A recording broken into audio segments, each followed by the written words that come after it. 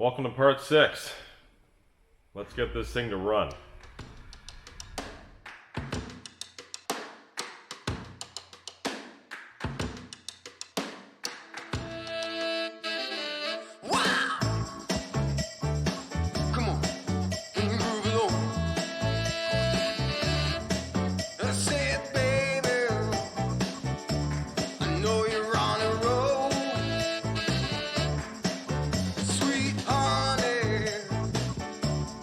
Take it real soon. You know we got what you need, baby. So take it along.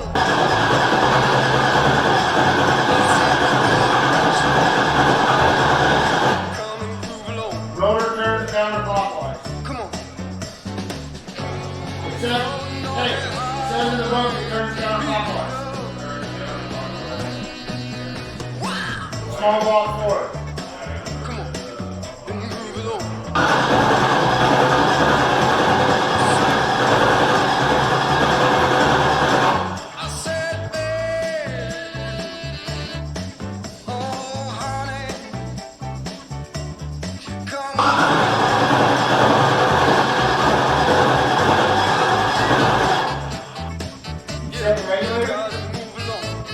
Josh, you set the regulator?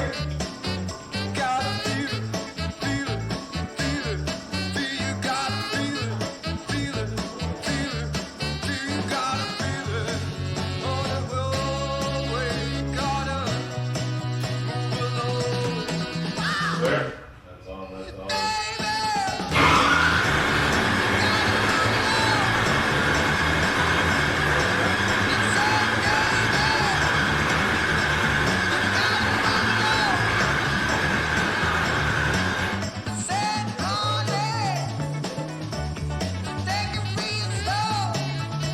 Great, that's who I am.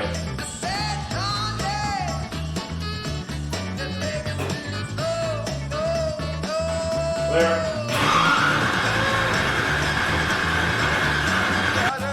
This is it.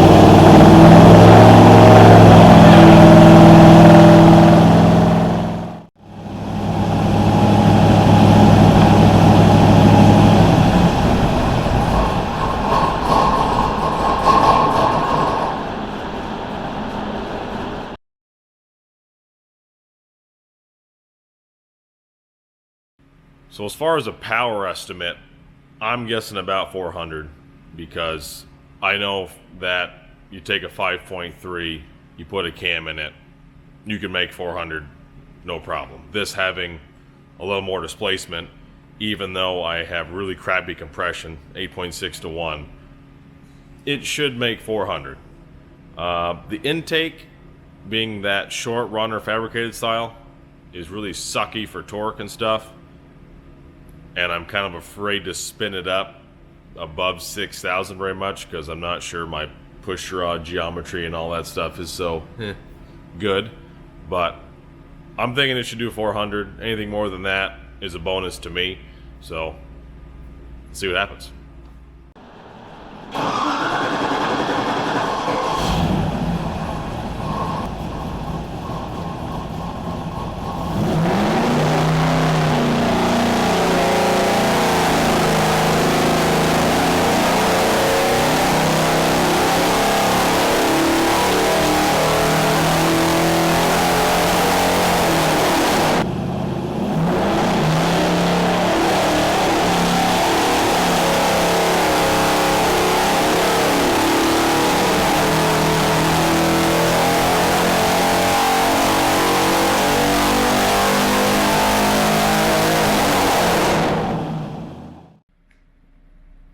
definitely heard the motor breaking up, and there's a dip.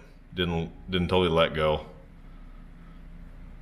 This I'm not so worried about. I was kind of still feathering the throttle. I kind of was earlier on the D button and getting it going, but yeah, we got to figure out what's going on between 5,600 and 6,000. There's a little dip there. Okay, there we go.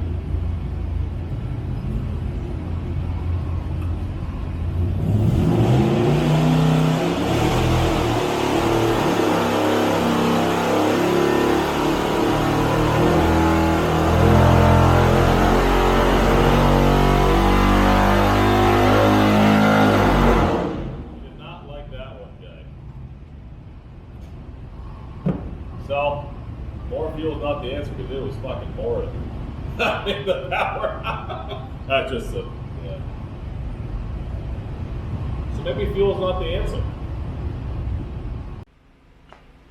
Now at this point, we're having a weird breakup issue, and it's inconsistent. It isn't the same RPM all the time. It isn't under the same conditions. So I'm not sure really how to track it down. We've tried fuel stuff, leaner, richer. We've tried timing. We've been trying to read plugs, see what's going on. It's just not consistent. So we're going to call it quits for the night, and then come in, look at valve train stuff, see if I've got push rods rubbing all over cylinder heads or valves that are hanging, because I went a little heavy on the preload. I think I went with 50 thousandths preload on my push rods, so I'm gonna look at that. And then worst case, we have some other motors laying around. Maybe we'll try some different injectors, different coils, just kind of do the old parts swap, every troubleshooter's favorite solution, and just throw parts at it, but see what happens. So we'll get back at it. Now we've looked at all the push rods. There is some slight contact marks on a couple, nothing like that's going to wear through them or anything like that. I mean, way less than you'd see on a guide plate on a small block or a big block.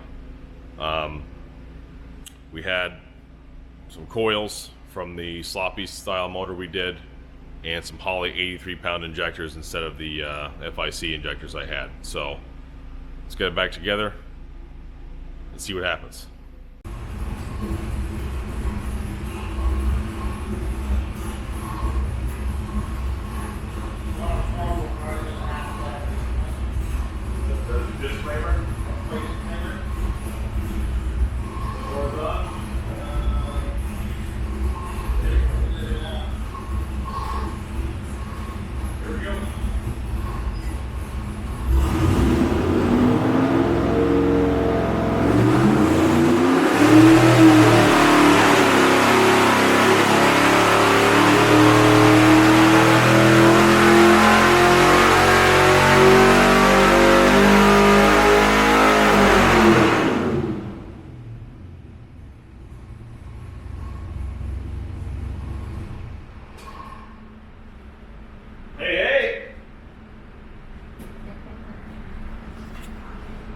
Alright, that's a 413, 408 pull right there.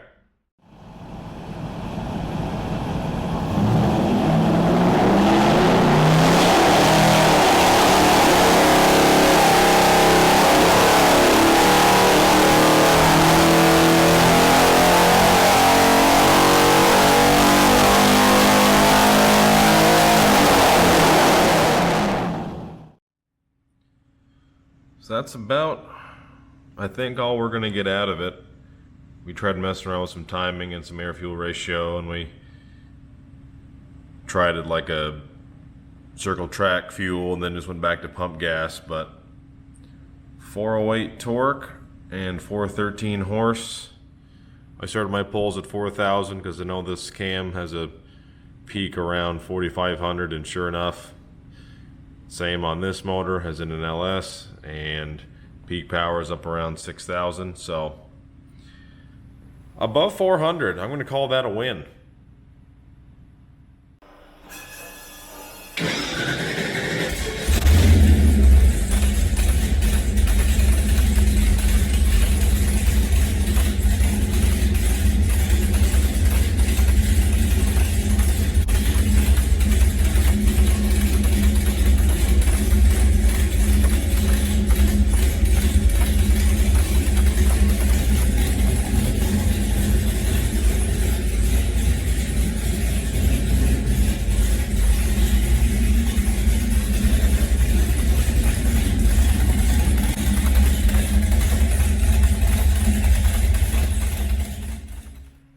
think that about wraps it up for the naturally aspirated portion of this video series. Got a lot of people to thank. Chris Benor for bringing a bunch of fuel and buying the pizza and donating spark plugs and coils and all kinds of things to try, and Mike and RJ and the boys for helping me get it on the dyno and get it all hooked up.